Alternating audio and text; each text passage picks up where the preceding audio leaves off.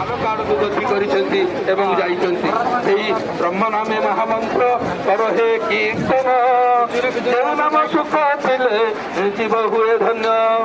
ତେଣୁ ବ୍ରହ୍ମ ନାମକୁ ପାଇବା ପାଇଁ ହେଲେ, ଏ ବ୍ରହ୍ମ ସନାତନକୁ ବୁଝିବା ପାଇଁ ହେଲେ ଏବଂ ଆମକୁ ନିତ୍ୟ ନୈମିତ୍ତ ଭାବରେ ସମର୍ପଣ ଭାବରେ ଆମେ ନିରବତା ଭାବରେ ଆମେ ସେ ବ୍ରହ୍ମ ସନାତନକୁ ଆମେ ବୁଝିଥାଉ। ରୂପକ ସନାତନ ଆମେ ଏଠାରେ ଖୋଜିକି ଯେମିତି ପାଇଛୁ, ବ୍ରହ୍ମ ସତ୍ୟ, ବ୍ରହ୍ମ ନିତ୍ୟ, ବ୍ରହ୍ମ ସନାତନ, ବ୍ରହ୍ମ ରୂପ ସଂସାରରେ ହୁଏ ହେ ମଗ୍ନ।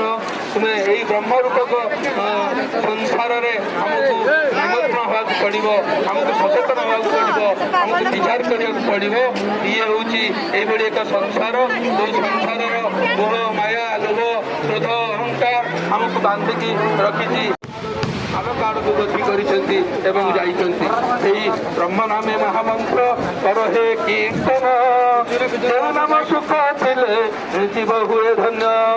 ତେଣୁ ବ୍ରହ୍ମ ନାମକୁ ପାଇବା ପାଇଁ ହେଲେ, ଏ ବ୍ରହ୍ମ ସନାତନକୁ ବୁଝିବା ପାଇଁ ହେଲେ ଏବଂ ଆମକୁ ନିତ୍ୟ ନୈମିତ୍ତ ଭାବରେ ସମର୍ପଣ ଭାବରେ ଆମେ ନିରବତା ଭାବରେ ଆମେ ସେ ବ୍ରହ୍ମ ସନାତନକୁ ଆମେ ବୁଝିଥାଉ। ରୂପକ ସନାତନ ଆମେ ଏଠାରେ ଖୋଜିକି ଯେମିତି ପାଇଛୁ, ବ୍ରହ୍ମ ସତ୍ୟ, ବ୍ରହ୍ମ ନିତ୍ୟ, ବ୍ରହ୍ମ ସନାତନ, ବ୍ରହ୍ମ ରୂପ ସଂସାରରେ ହୁଏ ହେ ମଗ୍ନ। ତୁମେ ଏଇ ବ୍ରହ୍ମ ରୂପକ ସଂସାରରେ ଆମକୁ ନିମଗ୍ନ ହେବାକୁ ପଡ଼ିବ, ଆମକୁ ସଚେତନ ହେବାକୁ ପଡ଼ିବ, ଆମକୁ ବିଚାର କରିବାକୁ ପଡ଼ିବ।